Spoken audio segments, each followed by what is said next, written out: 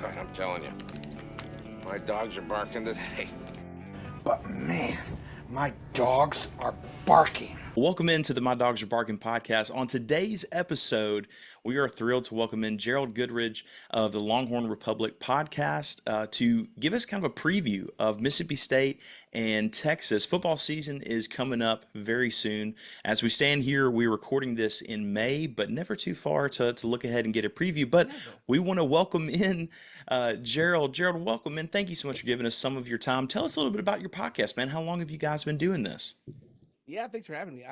It's cool to be part of this College Huddle network and kind of expanding our network. We've been so Big 12 heavy over the last 7 years, which is weird to say that we've been running our podcast. We built a really good network of Big 12 cohorts, but now we have to expand our horizons and make some new friends as a 30-something-year-old man. How do I do that, right? No, so we've been going for about 7 years. We were one of those Vox podcasts. We kind of launched independent, came up under the Vox umbrella, and then Vox cut us loose a couple of years ago, which has actually been a really good thing for us. We're able to expand some partnerships, and like I said, we survived Charlie Strong, we survived Tom Herman, and so now we're enjoying some of the years of plenty that have come under Steve Sarkisian. So it's been a fun ride. You know, we talk about all the sports. That's the thing that I think differentiates us from a lot of the Texas podcasts out there. You know, we are huge football fans, obviously, but Kyle, my co-host, and I, our original beats in college. I covered women's volleyball and softball. He covered the soccer team, and so we love to cover the non-revenue sports, the Olympic sports, the lady sports, which they've been carrying the Texas program, the Texas athletic program, through all of those years of famine in the football program. So we love giving them their shine too. That's amazing. So you guys have been meeting, for a while. That's wonderful. And Yeah. coming into to where we are now, thinking about the season that Texas just came off of with tremendous success, and all of a sudden returning a first round quarterback. Where would you say that the alumni, the fans, what are the expectations for Texas fans coming in to the SEC, already proving last year what they can do on the road in the SEC Stadium, beating Alabama? What are the expectations you'd think in Texas's first year in the SEC? Frankly, I think a lot of people's expectations are too high, but that's my own opinion. I think there is um, a lot of folks that think that Texas will come in and be one of the top teams in the conference. And I think, I don't think that's an unfair, unplaced expectation, but I also think the grind in the SEC is a little bit different than the grind in the Big 12. So I'm curious to see what that plays out like. And I think you can still, and especially in the way that the SEC is structured, and frankly, the gift of a schedule that Texas was given by the conference, they'll be able to win some games, and I think they'll be able to build some momentum. But I think at some point, like, Texas fans are going to expect to show up at the SEC and be 12-0, and that's probably not going to be the case. I think you could still, in the new look SEC, be 10-2, even 9-3 some years, and be one of the top three teams in the conference, just because top to bottom they've added talent, they've continued to blow up and continue to kind of raise the tide in the top football conference of the nation. So I think overall Texas fans are optimistic. I think they think that they can compete. I think there are people that think that Texas can win the SEC in the first year. I don't think that's the case. Things would have to break really well for them. But I think Texas can be competitive. And I think if you'd asked me that question 2 years ago, I would have given you a completely different answer. Yeah, and it seems no one's even mentioning, Texas. While their schedule in the SEC is what it is, and they have some tough tests on there. They also, the second game of the year, are going Yep. on the road in Ann Arbor. That in terms of, like, I guess the rest of the SEC, I know you guys are very aware, but no one else is even talking about that. What a schedule, right? And Yeah. for people that are unfamiliar, what would you say are some areas of Texas that you feel like are going to be a strength for the team, that you can kind of hang your hat on, your cowboy hat, so to speak? Yeah, for sure. I think for me, the biggest one, and this is anybody that's ever listened to me, or if like some of our podcast fans are listening, in which they should be, by the way, um, they're going to know that I'm going to say the offensive line, because I've always been I'm an old school guy. I'm 37 years old. I grew up like football was a game won in the trenches, and I think that hasn't changed. I think you look at how Texas went into Fayetteville a couple of years ago and got the doors blown off of them. It was because they were light in the pants on both sides of the ball, and Arkansas just ran the ball up and down the field on them. And so I think the Texas offensive line is a strength. They've got a 5th-year center. They've got a 5-star tackle that was a day one starter. He shut down Will Anderson in his first major game. He's going to be a first-round pick probably this year. You've got a 5-star guard on the other side. You've got they've got an experienced core at that at that offensive line, and I think you can do a lot. I'm a firm believer that most quarterbacks can look okay behind a good offensive line and with some good skill players, but no quarterback can look good behind a terrible offensive line. And so they've got great skill players. They got Isaiah Bond transferred in, Matthew Golden transferred in to that wide receiver room on top of the elite talent that Steve Sarkisian has been able to recruit there. So I think the offense overall is going to be a strength, but I think it starts and ends with those big dudes in the middle. And on the flip side of it, yeah, the offense seems to be the thing that everybody is, I would just say from the SEC's perspective, a little fearful of. You have such a talented quarterback in an offensive line that's experienced and talented and skill players. Is there a part of the team, maybe even a position group, that I don't know if weakness is the correct word, but maybe even just a big question mark coming into the season? Yeah, and I think you don't have to go far. I think you go the 1.5 to the other side of the trench. I think the interior defensive line is a question and something that I'll continue to watch. And I think the way that the coaches approach the portal this offseason proves that they agree with me. They've kind of been in on most of the big name guys that have come in. It's hard to one of the worst positions to have to recruit in the portal is like defensive and offensive line, right? Those teams don't let their good ones go. And so Texas was in on every marquee defensive lineman that showed up in the portal.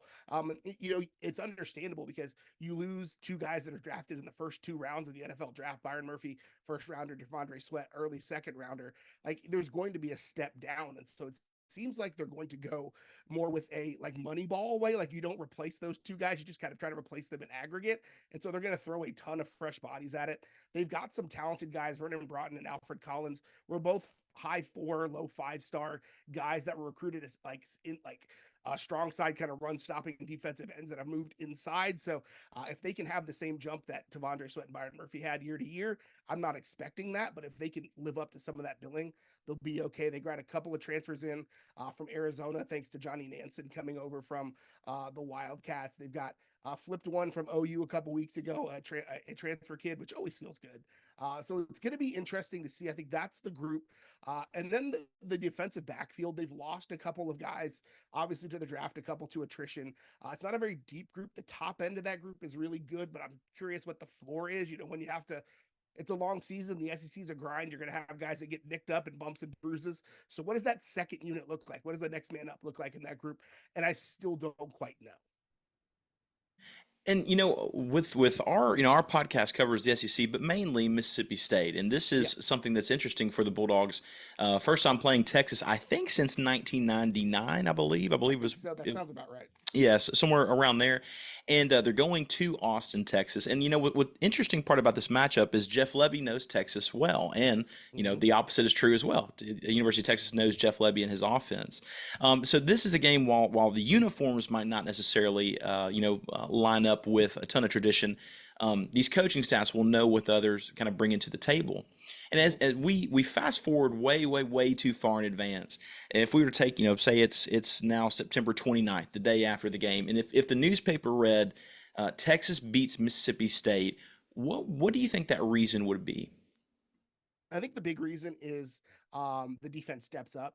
I think when you talk about Jeff Lebby called one of the best games of his career in Dallas last year and really found the recipe for beating Pete Kwiatkowski's defense and the way that it was set up, using a lot of quarterback runs, using a lot of things to take advantage or kind of take away Texas's advantage in the interior, right? You get the defensive lineman running upfield and the quarterback runs right past them on a draw. So I think Texas plays. I think that's going to be a game that rests on Texas defense. So I think the headline is Texas defense steps up to shut down Mississippi State offense. I think that's going to be what we see if that is the case. That's true. Well, is there if we were to flip it on the other side, the Mississippi State somehow comes into Austin kind of early in the season and shocks Texas, what do you think that reason would be? Yeah, and I think it's going to be something similar. And again, this may be just like PTSD from watching it happen in Dallas last year. But I think Blake Shapen's going to have the game of his career. And I think that's probably it. Like Blake Shapen has his career night, lights up Texas defense. I think that's what we're going to see. In my mind, and this is not meant to be a shot at Mississippi State, I think if it's a back and forth game, I'm going to always take the home. I'm going to always take the other team, like in my mind for Texas. And I think Blake Shapen's a guy who's played against Texas a couple of times. He's seen them as well. Again, Jeff Lebby knows how to call things in the late games against Pete Kwiatkowski's defense. I don't think PK would take his foot off the brake as much as or off the gas as much as he did in Dallas. I think he learned his lesson. But I really think if Blake Shapen goes off, I my bourbon budget will go up that weekend. I'll say it like that. Yeah, and an interesting part with that is while Jeff Lebby does have the play calling experience, certainly the talent gap at Oklahoma's offense versus Mississippi State is different. So even if he calls what might work, it'll be interesting to see if some of the guys he's brought in would be able to get the job done. So that, of course, that is going to be an interesting game and really a big game to kind of start the season. Because if I'm not mistaken, that's Texas's first SEC game. Is hosting Mississippi State there on September 28th, right? Yeah, that's what I'm seeing. And then the following, or 2 weeks later, is taking on Oklahoma.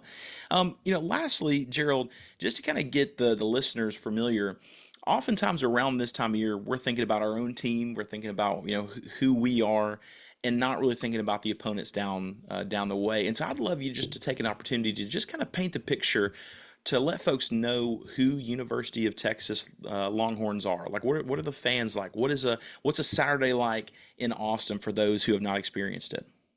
Yeah, that's a great question. And I think it's one of those things where if you live your life on Twitter, right, then you have this one picture of Texas fans like, we are loud, we are annoying, we are entitled, and that bears itself out in a lot of ways on the Twitter machines. And I've often told Texas fans, like, if you're going to be douchebags online, like, just continue to like lean into it, like be the villain, do it. But honestly, overall, I think you're going to have a blast if you're heading to Austin for the game. Get there early. They've got Bevo Boulevard. They'll have food trucks and games for the kids and all sorts of stuff. You can see the players walk in right there. It's all an awesome experience. The fans they're going to be loud. They're going to be rowdy. They really have embraced. Mac Brown brought it with him from North Carolina. Get there early, be loud, stay late, and wear orange. And that's kind of been the mantra over the last several years. So it's going to be loud. It's going to be fun. You can have a month's worth of fun in a weekend in Austin if you go. And again, I think after the game is over, I think most fans are going to be good to you. I think most fans are going to invite you to the tailgate for a beer and hang out. Again, there are some Texas fans that suck, but I think that's every fan base, right? But I think overall, the rep we get on the internet is not quite the same as what I've experienced in Austin. I've been to a game, at least one game every year since I lived in Oklahoma for a few years, but since I've been back home in Texas, I've been to a game every year, and it's always been a fun experience. Well, we are so thankful for the Texas Republic podcast to join us. Thank you so much for listening to the My Dogs Are Barking podcast. We'll see you next time.